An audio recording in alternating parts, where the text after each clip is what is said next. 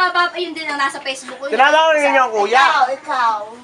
Wish mo sa Sana ate. umaba ang buhay, sana maging malakas, malusog ang pangatawan, at Laging handang laging magpautang. handang siya ay aming nakagabay sa amin.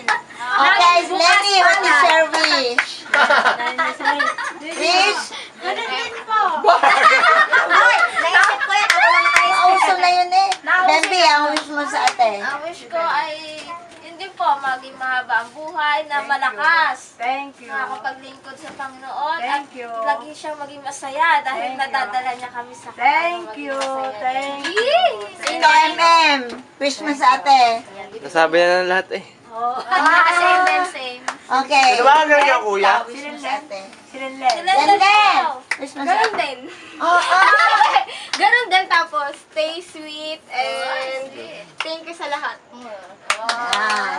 Ang wish ko naman sa Ate Lude, number 1 ay good health. Sana ipagkalubas siya ng Panginoon ng malakas na pangatawan. Para lahat ng manugang, anak at apo ay magabayan. Kung ano man pangangailangan ay pwede nating lapitan kahit anong oras. Ayan. And more birthdays to come, syempre. Palakpakan! Si Jason! Si Jason! Jason! Si Jason! Sabi na po sa akin. Jason! Bilis! Tayo magpe-pray bago tayo kakain. Dali. Jason! Ha? Jason po! Ikaw, Jetro. Ikaw, Carlo. Ikaw, Jetro. Ano sasabihin mo sa atin? Jetro. Ikaw, Jetro. Wala kang Ikaw. extra. Sana po ay... Araw-araw sanang birthday para may pansit. Ano tayo? Ano, sabi Dali. Ikaw, Aba, Jetro. sabi ni Sandro, magka-honor, bibili ng laptop. Wow! Jason, say something. A word or two. Yeah. Di sabihin mo ulit.